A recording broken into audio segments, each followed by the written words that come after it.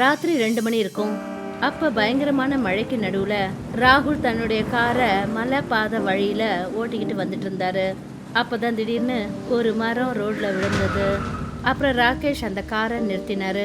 Car திடீர்னு நின்னதுமே அவருடைய மனைவி நைனா டிரைவர் சீட்டுக்கு பக்கத்துல உட்காந்து நல்லா நிம்மதியா தூக்கத்துல இருந்தா. திடீர்னு அவளோட தூக்கம் கலைஞ்சது.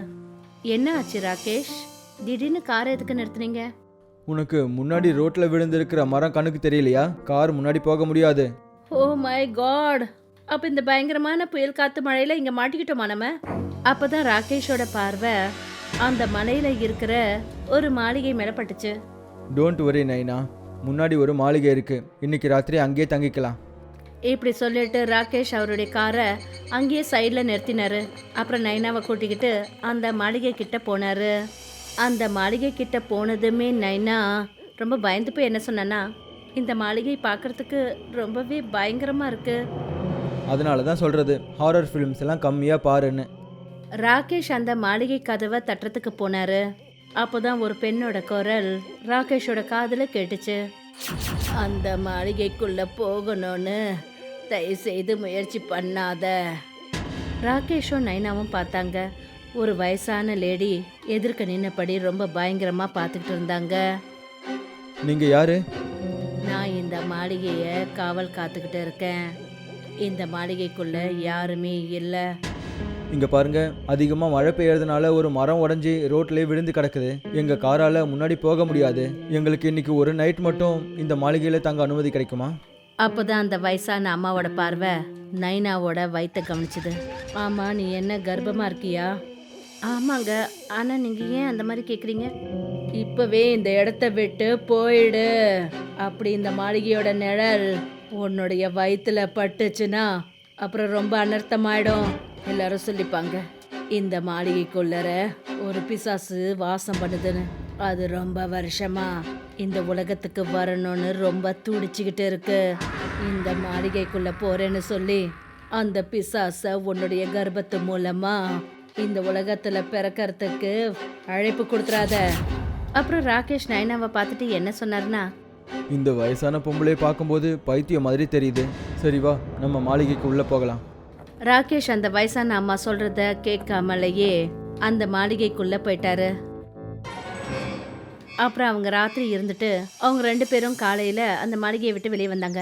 காலையிலக்குள்ள தெருவில் விழுந்த மரம் கிளியர் ஆயிடுச்சு.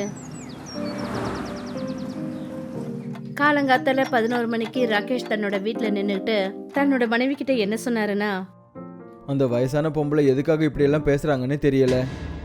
ஆனா ராகேஷ், அந்த மாளிகைக்குள்ள யாரையுமே காணோம். ஒருவேளை அந்த மாளிகையில் இருக்கிறவங்க எல்லாம் வெளியே எங்கேயாவது சுற்றி பார்க்க போயிருப்பாங்க. நீ அதிகமாலாம் யோசிக்காத. நமக்கு பிறக்க போகிற குழந்தைய கவனமாக பார்த்துக்கோ. நான் ஆஃபீஸுக்கு போகிறேன், ஈவினிங்குள்ளே வந்துடுறேன். இப்படி சொல்லிட்டு ராகேஷ் வீட்டை விட்டு வெளியில போனாரு. அப்புறம் சாயந்தரம் வீட்டுக்கு வந்துட்டாரு. பாதி ராத்திரி இருக்கும். ராகேஷ் ஆழ்ந்த நித்திரையில தூங்கிட்டு இருந்தாரு. அப்பதான் நைனாவோட வலி நிறைஞ்ச சத்தத்தை கேட்டுட்டு அவர் கண் திறந்தாரு. ராகேஷ் கடகடன்னு எழுந்து உட்கார்ந்தாரு. என்ன ஆச்சு? எனக்கு வயிறெல்லாம் பயங்கரமா வலிக்குது ராகேஷ். ராகேஷோட பார்வை நைனாவோட வயிற்றுல பட்டதுமே அவருடைய கண்கள் ரொம்பவே பயத்துல அப்படியே உறைஞ்சு போயிடுச்சு.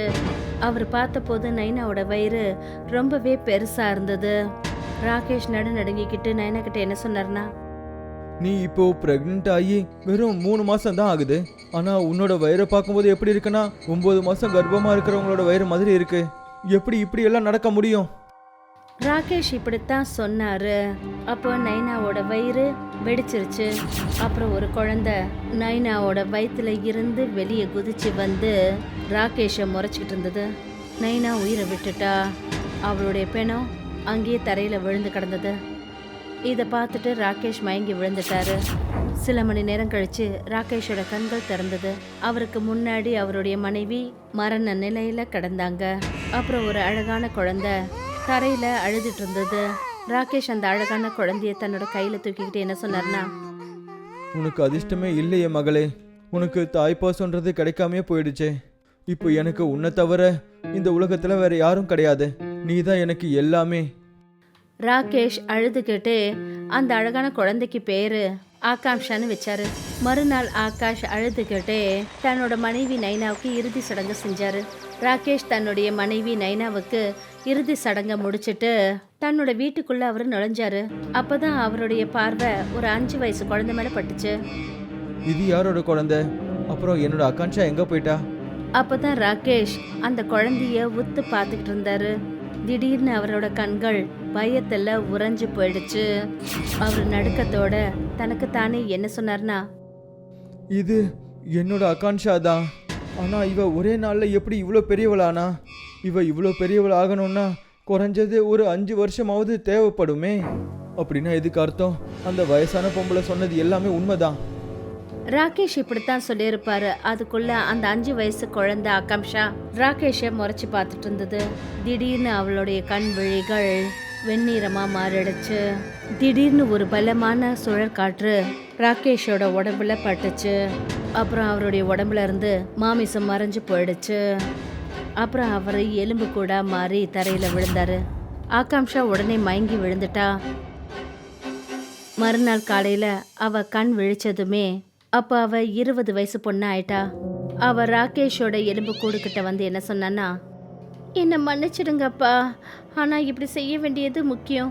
அப்படி நான் இந்த மாதிரி செய்யலைன்னா என்னோட ரகசியம் வெளியே வந்துடும். அது எனக்கு ஆபத்தா முடிஞ்சிடும். ஆகாங்ஷா தான் அப்பாவோட எலும்பு கூட வீட்டுக்கு பின்னாடி புதைச்சிட்டா. இந்த சம்பவம் நடந்து 1 மாசத்துக்கு அப்புறம் மதியம் 2 மணி இருக்கும். பயங்கரமான மழைக்கு நடுவுல ராகேஷோட பக்கத்து வீட்டில் இருந்த அசோக் ஒரு மரத்துக்கு அடியில் நின்றுட்டு இருந்தாரு. அவர் கோவத்துல தனக்கு தானே என்ன சொன்னார்னா, மலை பகுதியில் வாழ்றதுல இருக்கிற ரொம்பவே பெரிய பிரச்சனை இதுதான். எதுவும் சொல்லாமல் திடீர்னு மழை ஆரம்பிச்சிடும். ஒரு பக்கம் பைக்கும் பஞ்சர் ஆயிடுச்சு. இப்போ எதுவும் சொல்லாமல் மழை வந்துட்டு இருக்கு. இப்போ எப்படி வீட்டுக்கு போகிறது? அசோக் இப்படித்தான் சொன்னாரு. அப்போ அவருடைய கவனம் ஒரு அழகான பெண் மேலே பட்டுச்சு. அப்போ அவ மழையில நனைஞ்சிட்டு இருந்தா. அசோக் அந்த பொண்ணை பார்த்துட்டு என்ன சொன்னாருன்னா, மழை தண்ணி ரொம்பவே சில்லுன்னு இருக்கு மேடம், உங்களுக்கு உடம்பு சரியில்லாமல் போயிடும். அசோக் இப்படி சொன்னதுமே அவ அசோக்கை முறைச்சி பார்த்துட்டு இருந்தா. அட, நான் உங்களை பார்த்துருக்கேன். நீங்கள் ராகேஷ் அங்கிள் வீட்டில் தானே இருக்கீங்க. அவரோட மனைவி இறந்ததுக்கு அப்புறமா அவர் எப்போவுமே வெளியே வர்றதே இல்லையே. வெளியூர் போயிருக்காரா என்ன? நீங்கள் ராகேஷ் அங்கிளோட சொந்தக்காரங்களா என்ன? ஆகாங்ஷா அசோக்கோட எந்த கேள்விக்கும் பதில் சொல்லவே இல்லை. அப்புறம் அவ அசோக் கிட்ட வந்து அவனை ரொம்பவே உத்து பார்த்துக்கிட்டு இருந்தா. திடீர்னு ஆகாங்ஷாவோட முகம் ஒரு பயங்கரமான உருவத்துக்கு மாறிடுச்சு. இதை பார்த்துட்டு அசோக் நடுங்க ஆரம்பிச்சிட்டாரு. யார் நீ? நானா ஒரு பிசாசு. ரொம்ப வருஷமா இந்த உலகத்துக்கு வரணும்னு துடிச்சுக்கிட்டு இருந்தேன். அப்புறம் ஒரு முட்டாள் பொம்பளை அவளுடைய கர்ப்பம் மூலமா என்னை இந்த உலகத்துக்கு வரத்துக்கு வாய்ப்பு கொடுத்துட்டா. இப்படி சொல்லிட்டு ஆகாங்ஷா தன்னுடைய கூர்மையான பற்களால அசோக்கோட கழுத்தை கடிச்சா. அசோக் அலறிக்கிட்டு அந்த இடத்துலயே விழுந்தான். மறுநாள் காலையில அசோக்கோட பிணம் காட்டுல கிடைச்சது. அந்த நாளைக்கு அப்புறமா ராகேஷோட பக்கத்து வீடுகள்ல இருந்து யாராவது ஒருத்தரோட பிணம் காட்டுல ரொம்ப மோசமான நிலையில கிடைக்கும். அந்த ஏரியாவை சுத்தி நடக்கிற இந்த மர்மமான கொலைகளை பத்தி பேசுறதுக்காக ராகேஷோட பக்கத்து வீட்டில் இருக்கிற சுக்கியா சித்தப்பா ஏரியாவில் இருக்கிற ஜனங்களை ஒரு மீட்டிங்க்கு வரவழைச்சாரு. அப்புறம் அவங்கள பார்த்துட்டு என்ன சொன்னாருன்னா, உங்கள் எல்லாருக்கும் நல்லா தெரியும், நம்மளோட ஏரியாவில் வயசுக்கு வந்த பசங்களோட இறந்து போன உடம்புங்க எல்லாம் ரகசியமான முறையில் காட்டுக்குள்ளே தான் கிடச்சிக்கிட்டு இருக்கு. அப்போ தான் ஒரு ஆள் சுக்கியா சித்தப்பா கிட்ட சொன்னார், அப்புறம் போலீஸாலையும் எதுவும் செய்ய முடியலையே. ராகேஷோட வீட்டில் ஒரு பொண்ணு இருக்கால, எனக்கு அவ மேலே தான் சந்தேகமாக இருக்குது. எப்போ அந்த பொண்ணு இந்த ஏரியாக்குள்ளே வந்தாலோ அப்போலேருந்து தான் இந்த மாதிரி விஷயங்கள்லாம் நடக்க ஆரம்பிச்சுது. அப்புறம் அப்போலேருந்து ராகேஷும் இங்கே ஆளையே காணோம். அப்போதான் ராகுல்னு பேர் கொண்ட ஒரு இளைஞன் சுக்கியா சித்தப்பாவை பார்த்துட்டு என்ன சொன்னார்னா, அங்கிள், நீங்கள் ஆகாங்ஷாவை பற்றி தான் பேசிகிட்டு இருக்கீங்கன்னு நினைக்கிறேன். ஆமாம், நான் அவளை பற்றி தான் பேசிக்கிட்டு இருக்கேன். இது ரொம்பவே தப்பான விஷயம் அங்கிள். ஆகாங்ஷா ரொம்பவே நல்ல ஒரு பொண்ணு. நானும் பார்த்துக்கிட்டு தான் இருக்கேன். நீ இப்போல்லாம் அவள் கூட ரொம்பவே அதிகமான நேரத்தை செலவு பண்ணிக்கிட்டு இருக்க. நான் சொல்கிறத கேளு. நீ அந்த பொண்ணு கூட இருக்கிற ஃப்ரெண்ட்ஷிப்பை விட்டுடு, இல்லைனா நீயும் எல்லாரையும் மாதிரி இறந்து போயிடுவ. அந்த பொண்ணு ஒரு பிசாசுன்னு தான் எனக்கு தோணிக்கிட்டு இருக்கு. சுக்கியா சித்தப்பா சொன்னதை கேட்டுட்டு ராகுல் ரொம்ப கோபத்தோட அந்த இடத்த விட்டு நேரா ஆகாம்ஷாவோட வீட்டுக்கு போனான். ராகுலை பார்த்துட்டு ஆகாம்ஷா ரொம்ப சந்தோஷமாயிட்டா. ஏன்னா கொஞ்ச நாளைக்கு முன்னாடி ஆகாஷுக்கும் ராகுலுக்கும் நட்பு ஏற்பட்டுச்சு. அப்புறம் ஆகாம்ஷா ராகுலை விரும்ப ஆரம்பிச்சிட்டா. ஆகாம்ஷா ராகுலை பார்த்துட்டு என்ன சொன்னான்னா, என்னாச்சு ராகுல், உன் முகம் ரொம்ப கோவமா தெரியுது. ராகுல் நடந்த சம்பவம் எல்லாத்தையும் சொல்லிட்டு ஆகாம்ஷா கிட்ட என்ன சொன்னான்னா, எல்லாருமே உன்னை பற்றி தப்பு தப்பாக பேசிகிட்டு இருக்காங்க. அதை கேட்கும்போது எனக்கு சுத்தமாக பிடிக்கல. திடீர்னு ஆகாம்ஷாவோட முகத்துல கோபம் தெரிய ஆரம்பிச்சது. நான் உன்னை லவ் பண்ணுறேன். நான் உன்னை கல்யாணம் பண்ணிக்கணும்னு நினைக்கிறேன். நாம் இந்த ஏரியாவை விட்டு வேற எங்கேயாவது தூரமாக போயிடலாம். ராகுல் சொன்னதை கேட்டுட்டு ஆகாம்ஷா ஏதோ யோசிச்சு சொன்னா, நானும் தான் உன்னை விரும்புறேன் ராகுல். அப்புறம் நீ இல்லாம என்னால இருக்கவும் முடியாது. எனக்கு ஒரு இடம் நல்லா தெரியும்.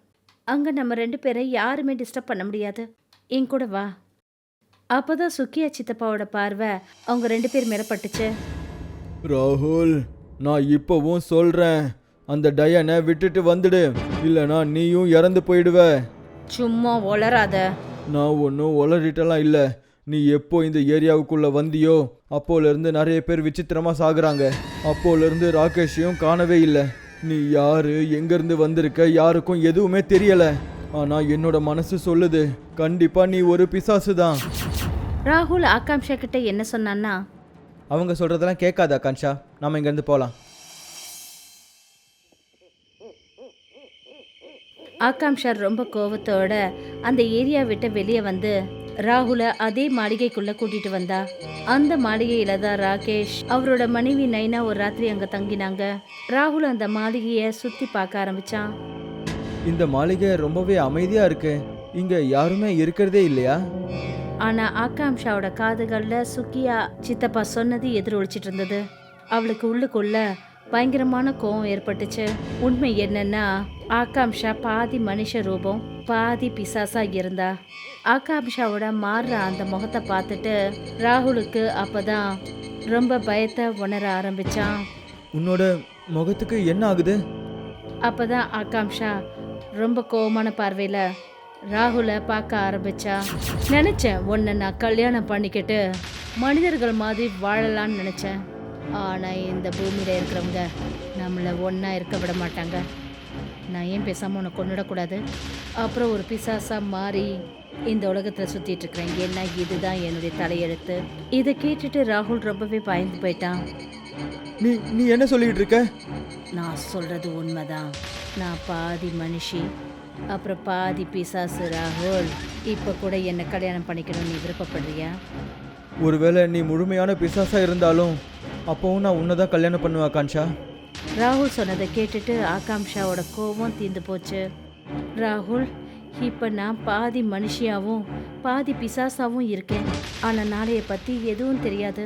ஒருவேளை என் மேலே பிசாசு முழுமையாக கட்டுப்பாட்டு கொண்டு வந்துடும். அப்புறம் நான் உன்னை கொண்டாலும் கொண்டுடுவேன். ஆனால் எனக்கு உன்னை கொண்ட விருப்பம் இல்லை. அப்போ நீ என்னதான் சொல்ல வர? என் அப்பாவை நான் தான் கொன்னேன். அப்புறம் கிராமத்தில் எத்தனை இளைஞர்கள் செத்து போனாங்களோ அவங்க எல்லாரையும் கொன்னது நான் தான். ஆனால் உனக்கு நான் எந்த பாதிப்பையும் ஏற்படுத்த விரும்பல. என்னால் உனக்கு ஏதாவது பாதிப்பு ஏற்படுறதுக்கு முன்னாடி என்ன நானே அழிச்சிக்கிறேன். இப்படி சொல்லிட்டு ஆகாம்ஷாவோட முகம் ரொம்ப பயங்கரமாக மாறிடுச்சு. அப்புறம் அவள் தன்னோட பற்களால் தன்னோட கையையே கடிச்சுக்கிட்டா. அவ இப்படி செஞ்சதுமே அவளோட உடம்புல நெருப்பு பத்திக்கிச்சு. அப்புறம் கொஞ்ச நேரத்துல சாம்பலா மாறிட்டா. ராகுல் அழுகையோட அந்த மாளிகையை விட்டு வெளியே வந்தான்.